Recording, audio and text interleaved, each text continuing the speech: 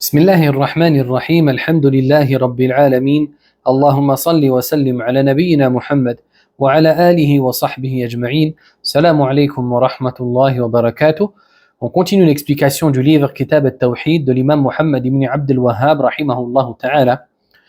On s'était arrêté sur le chapitre 38 intitulé La parole d'Allah Azza wa Jal. Alam tara ila alladhina yaz'umuna annahum amanu bima unzila ilayka wa ma unzila min qablik yuriduna an yatahakamu ila at-taghut wa qad umiru an yakfuru bih wa yuridu ash-shaytanu an yudillahum dalalan ba'ida. Ce qui veut dire, n'as-tu pas vu ceux qui prétendent croire à ce qui t'a été révélé et ce qui a été révélé avant toi et qui désirent par la suite prendre pour juge at-Taghut alors qu'il leur a été commandé d'y mécroire. Et le diable ne souhaite par cela que les égarer d'un lointain égarement.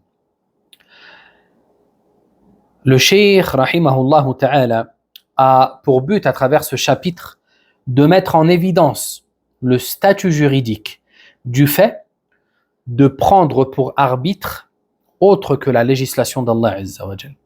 C'est-à-dire lorsque deux personnes ont un différend, vers qui ils vont se diriger pour juger entre eux, pour mettre fin à ce différend-là. Est-ce vers la législation islamique, ou est-ce vers les coutumes et les traditions, ou est-ce vers des lois qui ont été établies par les hommes? Ce chapitre vient répondre à la question qui est de savoir quel est le statut juridique du fait de prendre pour juge autre que la législation islamique. Taïb.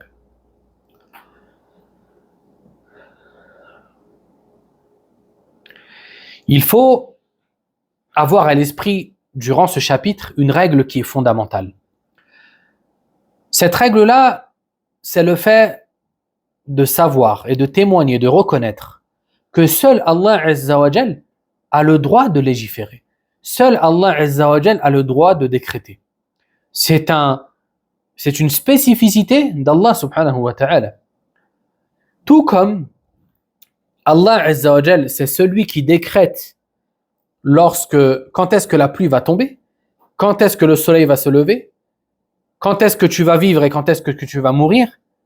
Tout comme c'est Allah qui décrète ces choses-là, il est le seul à avoir le droit de décréter et de légiférer, de dire ceci est halal et ceci est interdit. Ceci est permis, ceci ne l'est pas. C'est un droit spécifique à Allah Azza wa Jal, comme on l'a vu au cours précédent. Dans le verset par lequel le cheikh a intitulé ce chapitre, Allah Azza wa Jal nous interpelle à travers une forme interrogative. Il nous dit « Alam tara ». Et cette forme interrogative a pour connotation la réprimande. Allah Azza wa Jal ici réprimande ceux qu'il va décrire dans ce verset. Il nous dit, n'as-tu pas vu ceux qui prétendent croire à ce qui t'a été révélé et ce qui a été révélé avant toi. Ils prétendent avoir la foi en toi, ô Muhammad. Ils prétendent avoir la foi aux livres célestes qui ont été révélés. Mais pourtant, ils désirent prendre pour juge at-Taghut.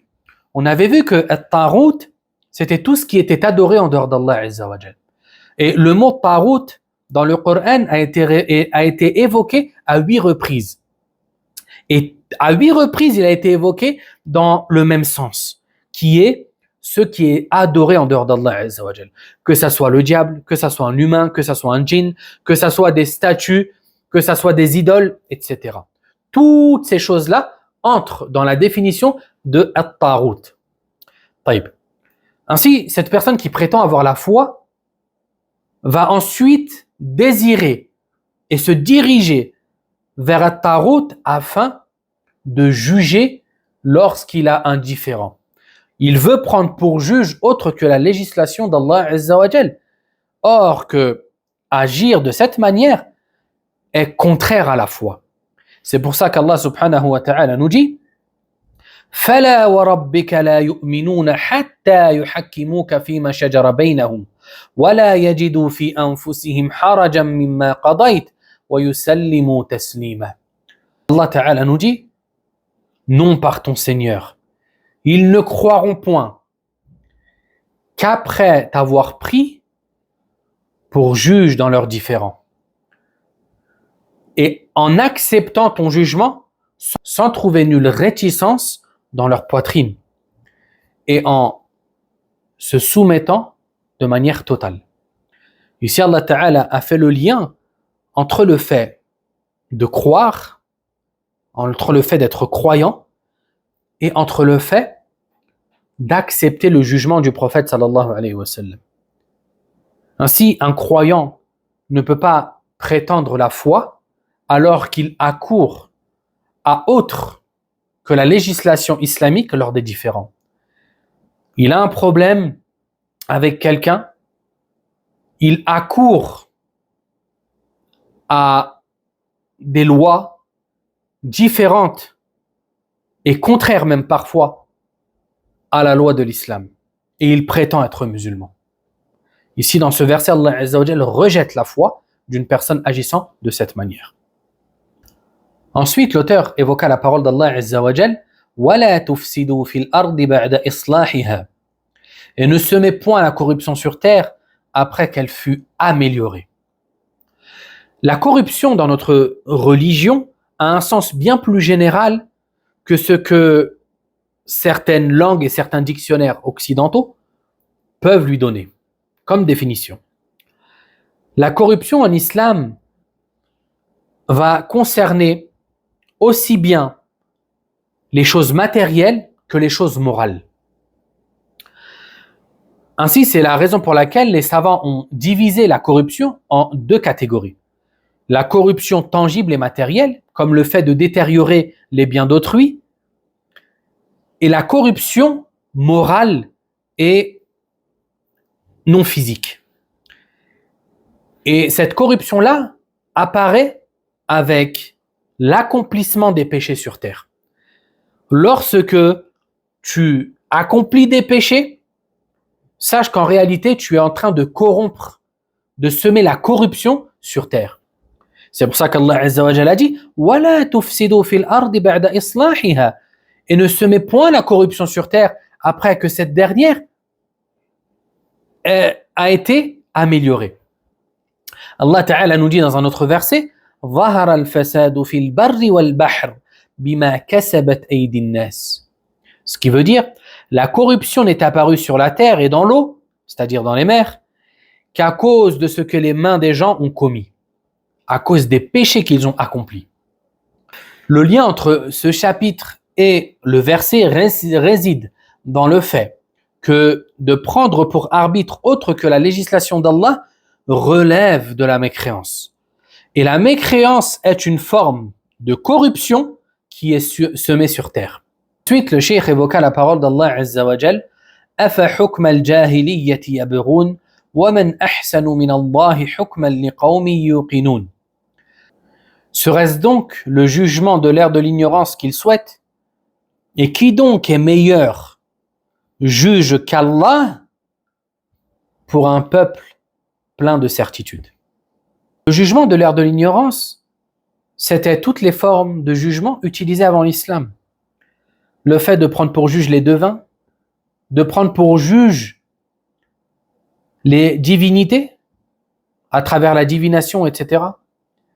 C'était toutes ces formes qui ne reflétaient pas l'équité et la justice. Et ce verset nous prouve l'interdiction de juger en usant de ces lois qui sont inventées par les hommes, ce qu'on appelle en arabe al-hukm al-wada'i, des lois qui ne viennent pas d'Allah Azza wa Jal, le créateur des cieux et de la terre, celui qui t'a ordonné de lui obéir.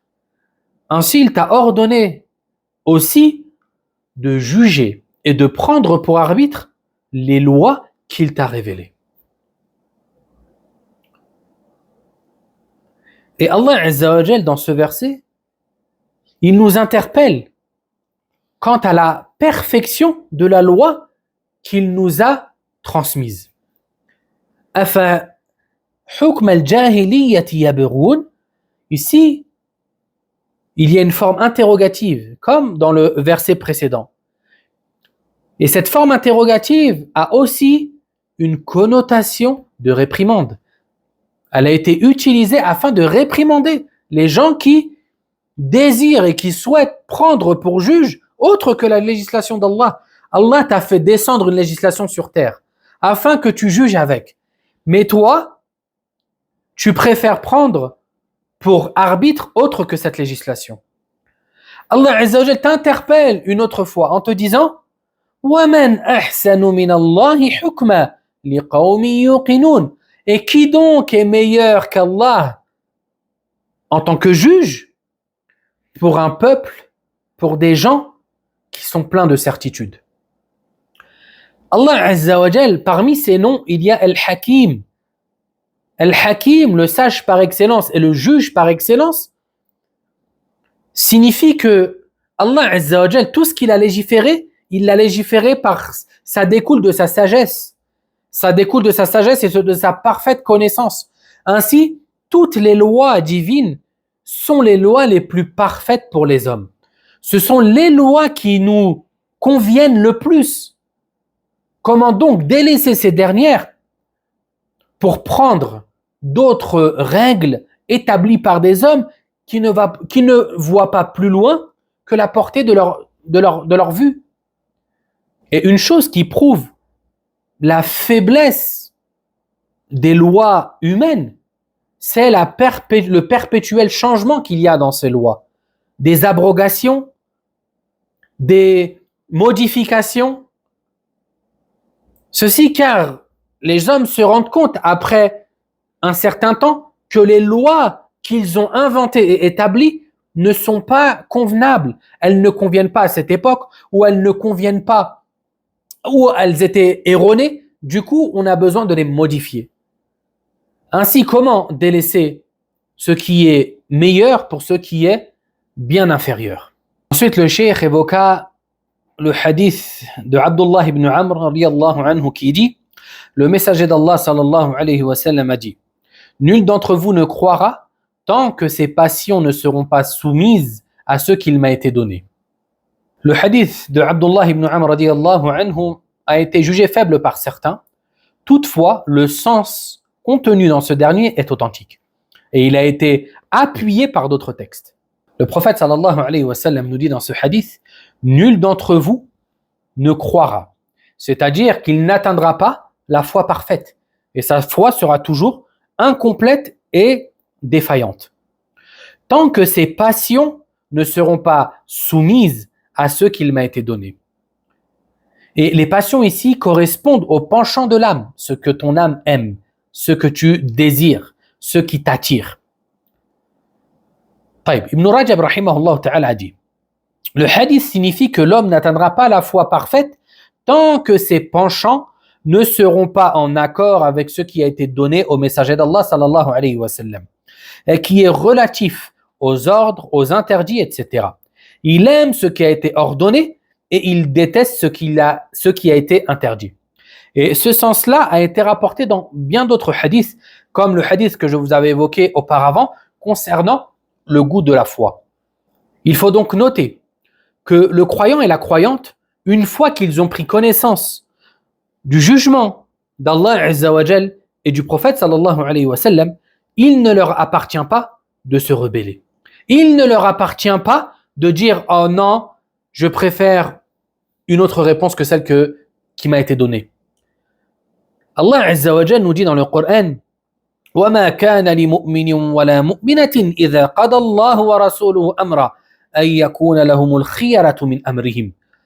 Il n'appartient pas aux croyants et aux croyantes, une fois qu'Allah et son prophète et son messager ont émis une sentence, il ne leur appartient pas d'avoir le choix, de dire « Oh non, moi je préfère autre chose, je préfère cette législation, etc. » Ceci, il n'appartient pas aux croyants d'agir de cette manière. Car le croyant croit fermement que cette législation vient d'Allah, le créateur des cieux et de la terre, celui qui veut ton bien, le tout miséricordieux, le très miséricordieux. Comment donc penses-tu un instant que la législation d'autrui peut être meilleure que la législation d'Allah? Comment penses-tu que la législation d'autrui peut être plus bénéfique que la législation d'Allah? Or qu'Allah t'a créé pour ton bien. Ensuite, le cheikh évoqua un récit de Sha'bi qui dit: un jour, un différend éclata entre un hypocrite et un juif. Le juif dit: prenons pour arbitre Mohammed sallallahu alayhi wa sallam. Car il savait que le prophète sallallahu alayhi wa sallam n'acceptait pas les pots de vin. L'hypocrite voulait quant à lui prendre les juifs pour arbitre, car il savait que ces derniers acceptaient les pots de vin. Ils se mirent alors d'accord et se rendirent chez un devin de Juwayna, afin qu'il tranche entre eux. C'est alors que la parole d'Allah Azza wa Jal descendit. Alam tara ila alladhina yaz'umun, la parole qu'on a vue juste avant. N'as-tu pas vu ceux qui prétendent croire? D'autres dirent que la fin de citation. Ensuite, l'auteur dit: d'autres dirent que ce verset fut révélé à propos de deux hommes qui se disputèrent. L'un d'eux dit alors: exposons notre différend au prophète sallallahu alayhi wa sallam. Et l'autre dit: exposons-le à Ka'b ibn al-Ashraf. Mais ils l'exposèrent en fin de compte à Omar. L'un d'eux lui rapporta l'histoire. Il dit alors à celui qui n'accepta pas l'arbitrage du messager d'Allah sallallahu alayhi wa sallam: est-ce vrai? Il répondit oui. Alors Omar radiyallahu anhu le frappa de son épée. طيب. Le récit des Sha'bi rahimahullah ta'ala a été rapporté par At-Tabari rahimahullah dans son tafsir ainsi que d'autres. Il a été jugé mursal, d'accord? Et al-mursal, ça fait partie des catégories du hadith daïf, du hadith faible. Le lien entre ce récit et le chapitre est très clair, car il vient nous éclairer quant à la cause de la révélation du verset qui a été évoqué par l'auteur en tant que titre. Ensuite, quant à l'histoire concernant Omar radiyallahu anhu, qui aurait frappé cet homme-là de son épée, elle a été rapportée par Al-Wahidi rahimahullah sans chaîne de transmission. Et un tel récit n'est pas accepté. Il est jugé faible étant donné qu'il n'y a pas de chaîne de transmission. Taïb. C'est la raison pour laquelle le récit de Sha'bi qui a été évoqué en premier est bien plus fiable que la version d'Al-Wahidi rahimallahu al-jami'. Taïb. On s'arrête ici pour aujourd'hui. Alhamdulillah, on a fini le chapitre. En résumé, ce qu'il faut retenir, c'est que lors des différends, lors des conflits, c'est auprès d'Allah Azza wa Jal, de la législation d'Allah, qu'il faut venir chercher la réponse et chercher la solution à ce problème. Car ceci est l'une des composantes de la foi. C'est-à-dire que le musulman, le croyant, ne peut être réellement croyant que lorsqu'il agréera le jugement émis par le prophète sallallahu alayhi wa sallam. Comme Allah Ta'ala nous l'a rappelé dans Surat An-Nisa. Ainsi donc, il ne faut pas courir vers des lois qui ont été inventées, fabriquées par les hommes. Car agir de la sorte est contraire à la foi en Allah Azza wa Jal et en son messager sallallahu alayhi wa sallam. طيب, on s'arrête ici pour aujourd'hui. سبحانك اللهم بحمدك أشهد أن لا إله إلا أنت أستغفرك وأتوب إليك والسلام عليكم ورحمة الله وبركاته.